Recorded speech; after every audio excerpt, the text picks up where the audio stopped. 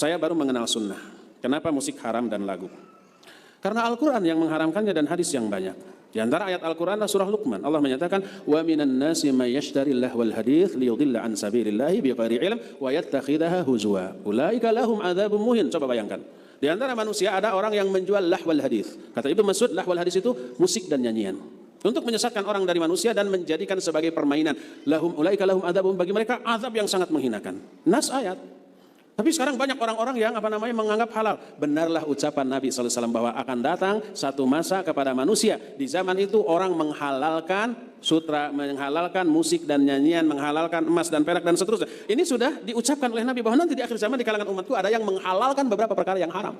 Termasuk musik dan nyanyian. Sudah begitu jelas nas ayatnya, nas hadisnya. Ya? Tapi ada yang menghalalkan. Bukankah yang menyanyi, yang menghalalkan juga para ustadz? Apakah kita memvonis mereka ahli neraka? Tidak. Kalau kita menghukumi sebuah perbuatan, tidak berarti memvonis pelakunya sebagai ahli neraka. Enggak. Harus dibedakan. Ya, kalau seorang mabuk, kita bilang dia sedang melakukan hal yang haram, mabuk haram. Apakah ucapan saya berarti dia pasti ke neraka? Tidak. Kita tidak sedang memvonis pelakunya ke surga atau ke neraka. Sebab ke surga ke neraka itu pertama dilihat dari akhir kehidupan dia. Mungkin aja dia tobat. Ya. Sebelum matinya tobat, baik keislamannya, mati dalam keadaan husnul khotimah, diampuni dosanya lalu ke surga. Ya. Kedua, surga nerakanya dikalkulasikan dengan amal-amal lainnya.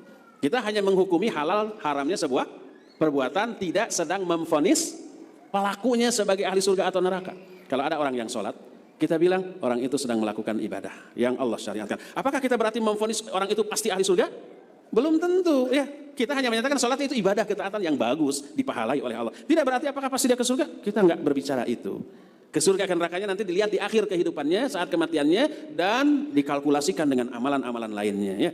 Jadi kalau kita menghukumi sebuah perbuatan, sekali lagi tidak memvonis surga atau neraka terhadap pelakunya, sama sekali tidak. Jadi sesuatu tidak bisa dianggap baik dan benar hanya karena ada ustadz yang melakukannya, ya tidak. Kita lihat halal haramnya sebuah perbuatan diukur dengan nas Al-Quran atau hadis yang sahih tentang hal itu.